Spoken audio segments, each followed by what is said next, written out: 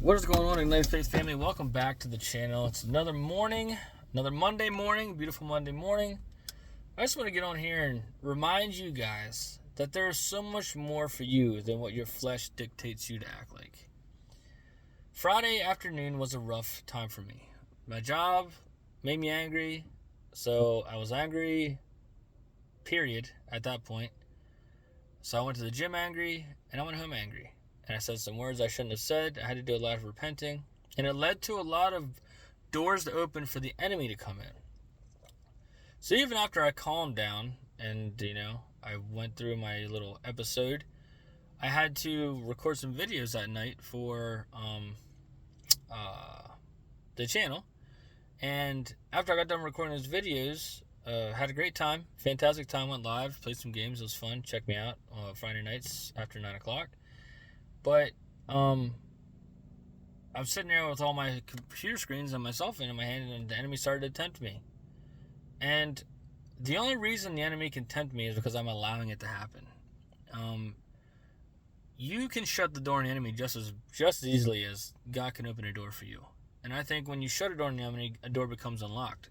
You have to walk through the door still, but I believe that is one of the keys to walking through the doors of salvation, is shutting doors on the enemy's face. So I want to encourage you guys that there was a song we sang in worship, and I just heard it in my car today. It's called "Made for More," and pretty much it's just, we weren't made to hang out in our shame. We weren't made to hang out in the grave that the world dictates we should and will inherit. But God made us for so much more, to see the world for so much more than what it is, to walk in joy, to walk in happiness and gladness, that we know a God who overcomes. We know a God who is able to defeat any scheme and any assignment the enemy has for us. So as you go through your day-to-day, and again, I'm doing this because I want to show you that I'm not perfect. I go through the struggles just as much as everybody else. I know there's a perceived notion that because you have a word from God, because you are speaking, goodness on the internet, that you don't go through your hard times. And I know a lot of Christian evangelism and a lot of Christian channels don't talk about the hard times. All they want to focus on is the condemnation of denomination, the condemnation of the sinners, and, pointing fingers and calling out names for clicks and views. But, we all go through it. And I especially go through it. And if you are truly walking according to the Word of God, you will go through it. So if you're not walking uncomfortably, there's a good chance you're walking according to the enemy.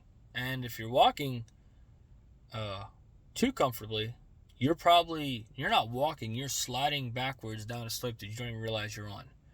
So I want to encourage you guys to take stock of your life, take stock of every single situation.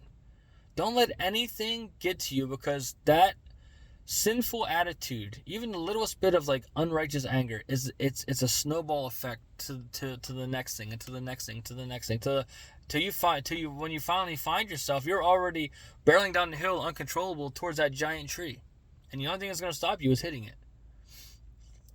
And that stop is so sudden and so drastic that it really makes you question who you are. But I want to encourage you not to question who you are. I want to encourage you that you are a child of God, regardless of where you find yourself. You are a child of the Most High King, of the Lord of Lords, of the King of Kings, and He has established you and gone forward into a place to prepare a place for you in eternity according to His Father, that you can walk streets of gold, that you can take part of those rivers of life-giving waters, that you can be a part of that eternal joy in heaven if you just understand who you are. And don't ever let who you are be corrupted by who the enemy wants to tell you you are. Because the enemy sees you worshiping and he's angry, because he was the prince of worship. He was the leader of worship. The enemy wants to see you fail because he failed.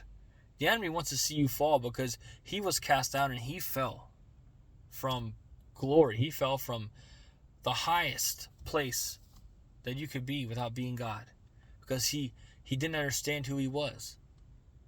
Understand who you are. You are a child of God. You are a child of a king who loves you and wants what's best for you, who called you a joint heir, who called you an inheritor of his power, of his kingdom, of the greatness and glories.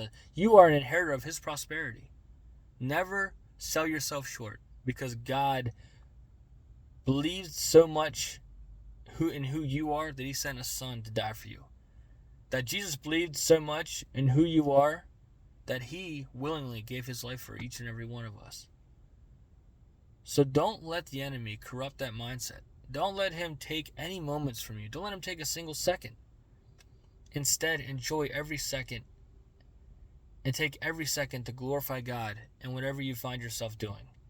Make sure you're shutting the doors in the enemy's face so that God is able to open so many more doors for you to walk through into glory, to perseverance, to expansion, to abundance, to greatness, to happiness, to whatever it is you need and want from him.